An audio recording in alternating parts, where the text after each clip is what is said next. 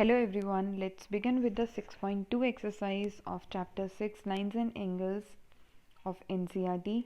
So let's start with the first question. In the given figure, find the value of x. हमें x की value find out करनी है, x and y, and then show that AB parallel CD.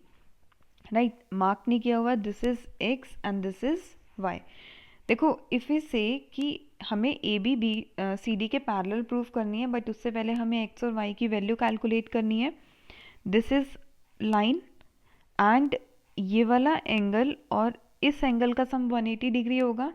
Reason being linear pair, so we can write 50 plus x is equal to 180 degree. Reason हमारे पास आ गया linear pair. Linear pair के लिए हमें सिर्फ एक सिंगल लाइन की straight line की ज़रूरत होती है. So x become 180 degree minus 50 degree, that is 130 degree.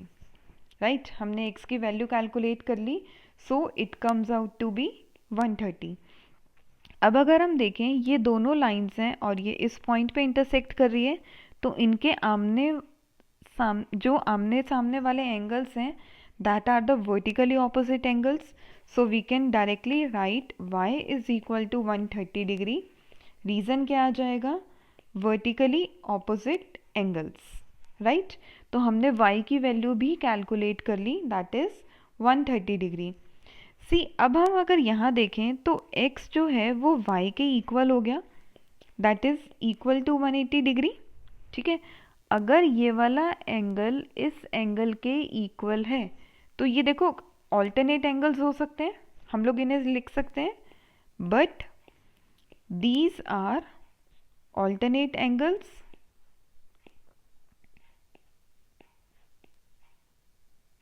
ठीक है, ऑल्टरनेट एंगल्स कब होते हैं? जब हमारी लाइंस पैरेलल होती है.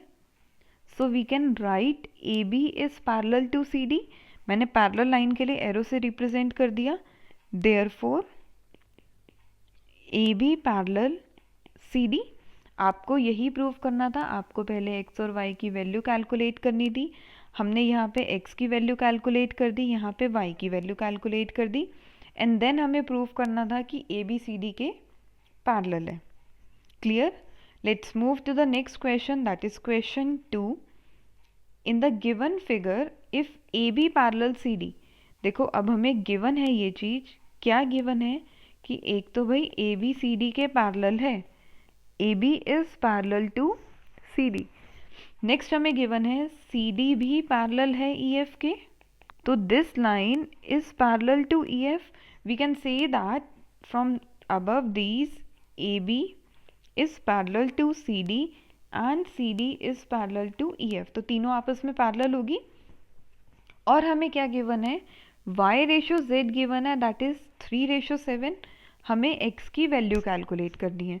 देखो this is x, this is y and this is z.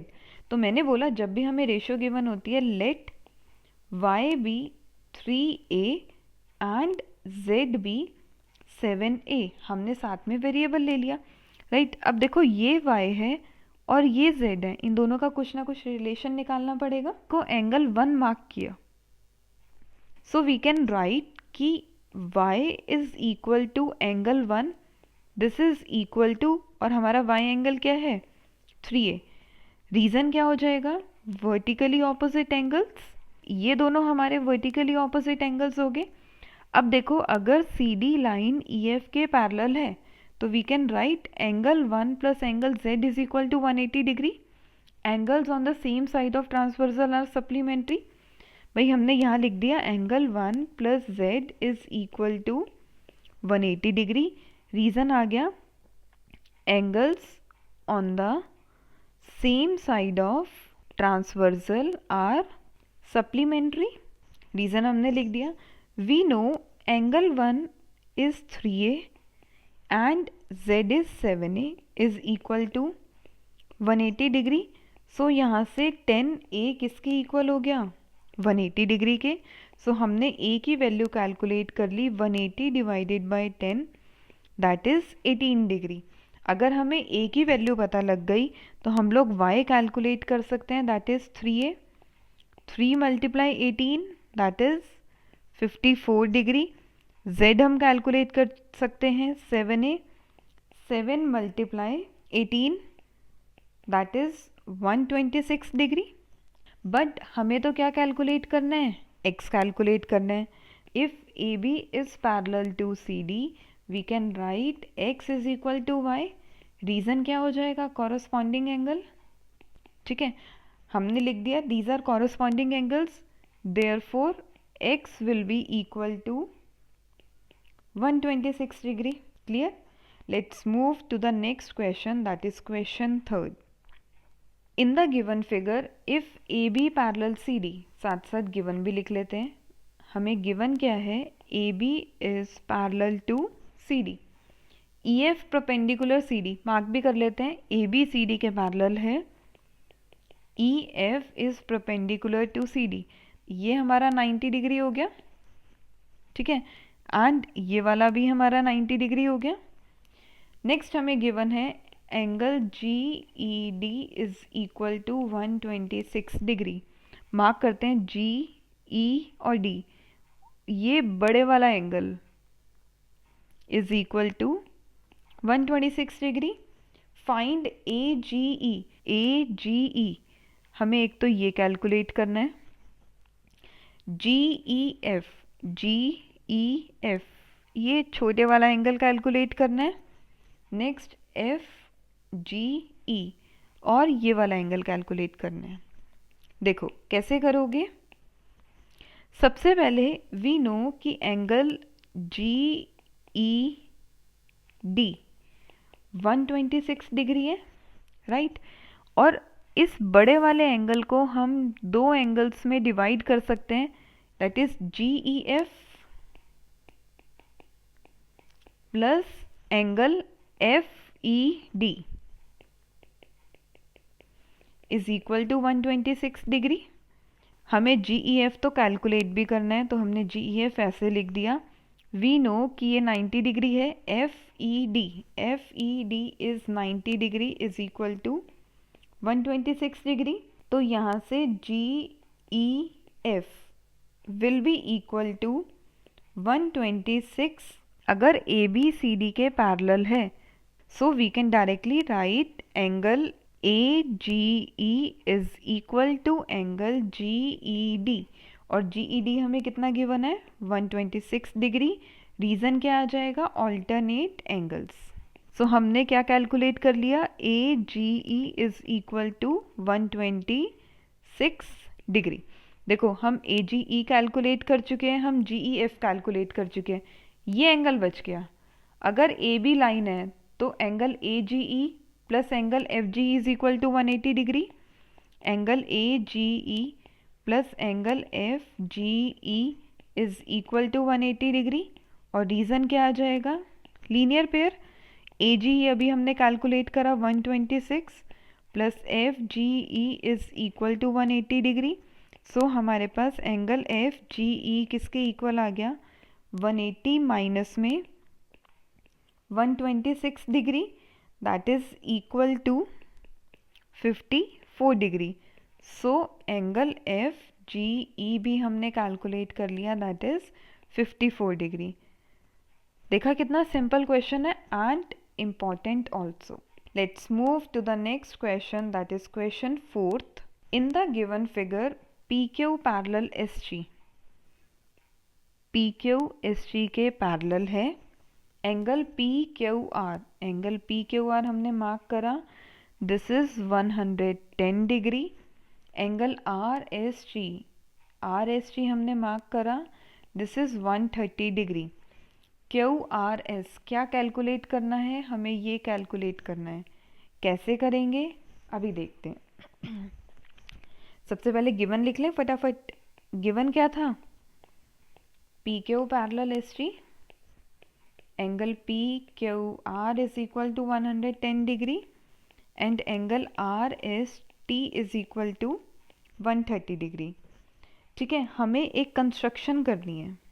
क्या कंस्ट्रक्शन करेंगे, we will draw a line passing through point R and mark it as X Y. ठीक है, ध्यान से देखना मैंने क्या ड्रॉ करा, draw a line X Y passes through point R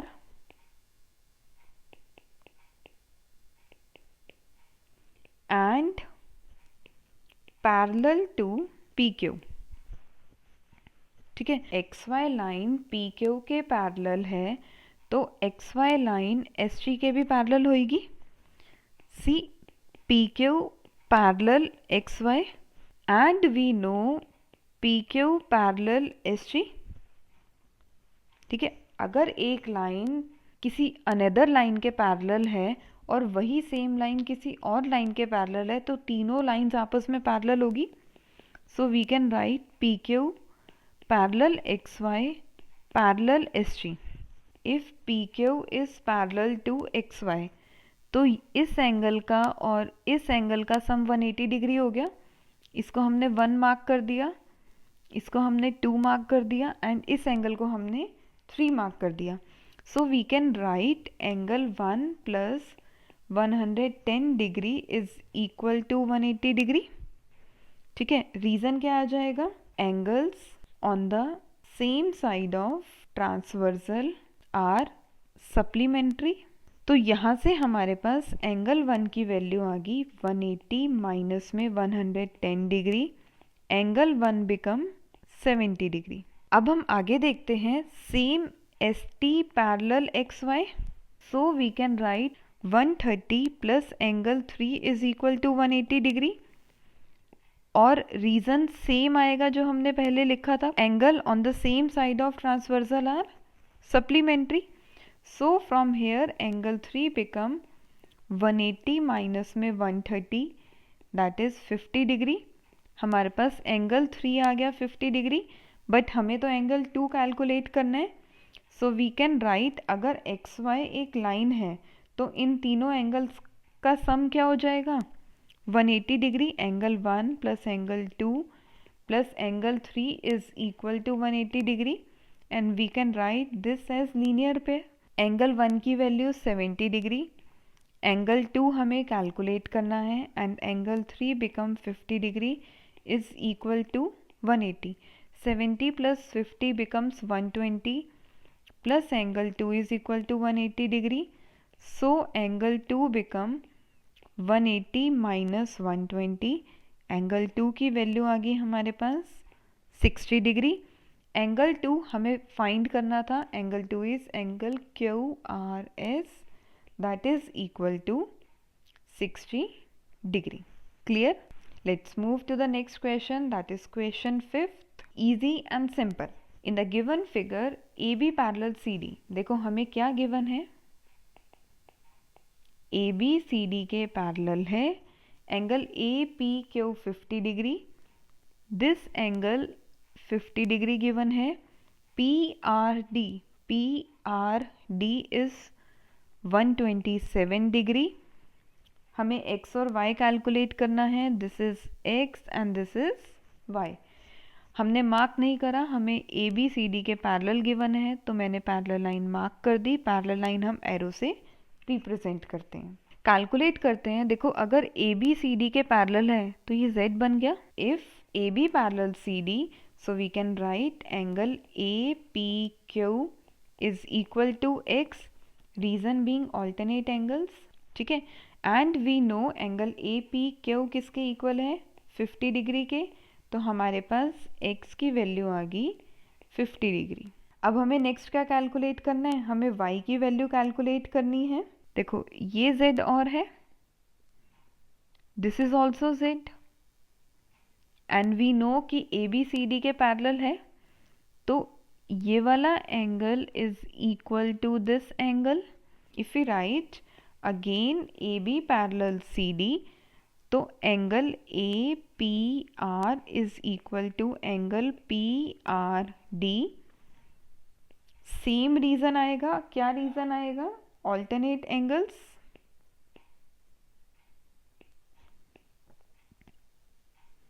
ठीक है, ए पी आर को हम लिख सकते हैं 50 प्लस वाई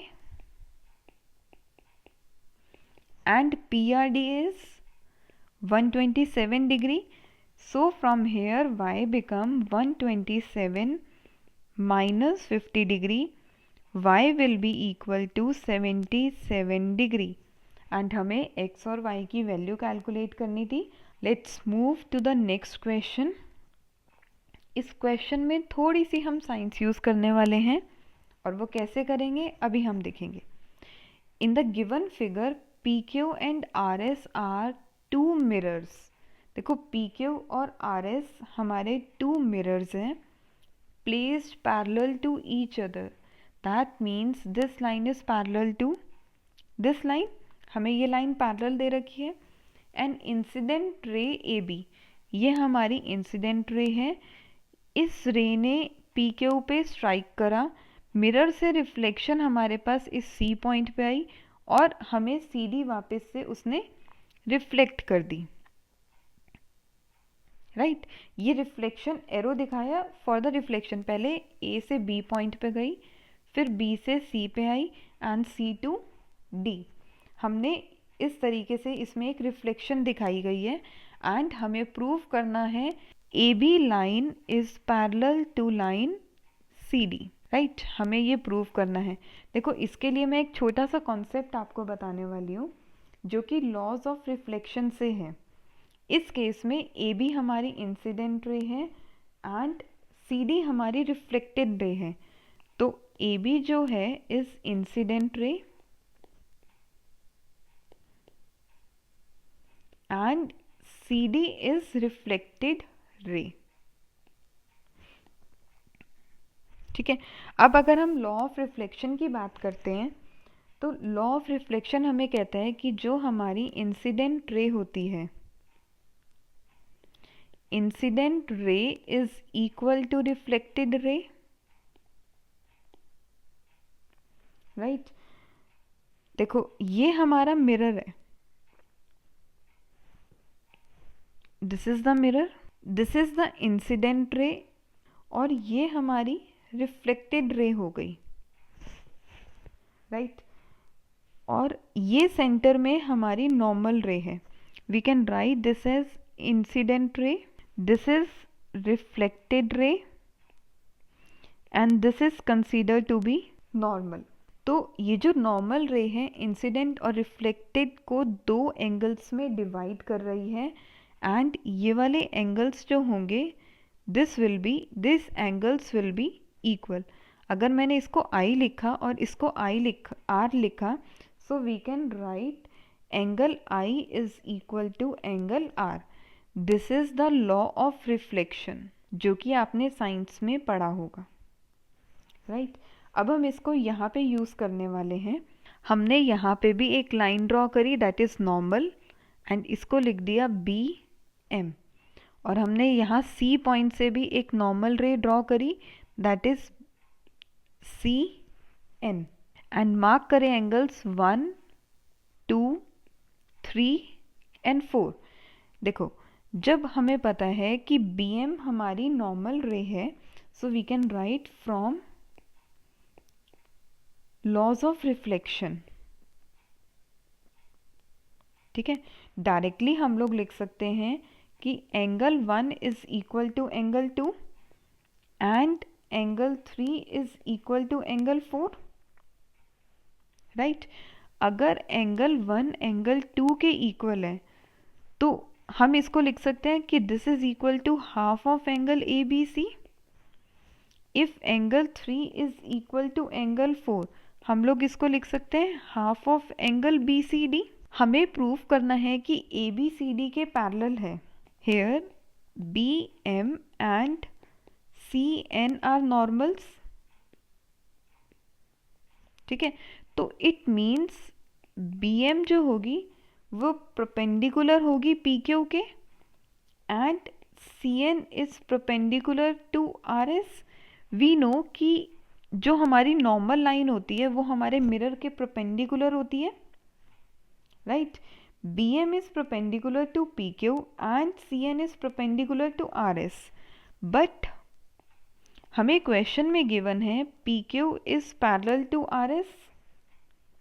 ठीक है, अगर PQ RS के पैरेलल है और BM और CN परपेंडिकुलर है P Q and R S के respectively, so we can say that B M will be parallel to C N,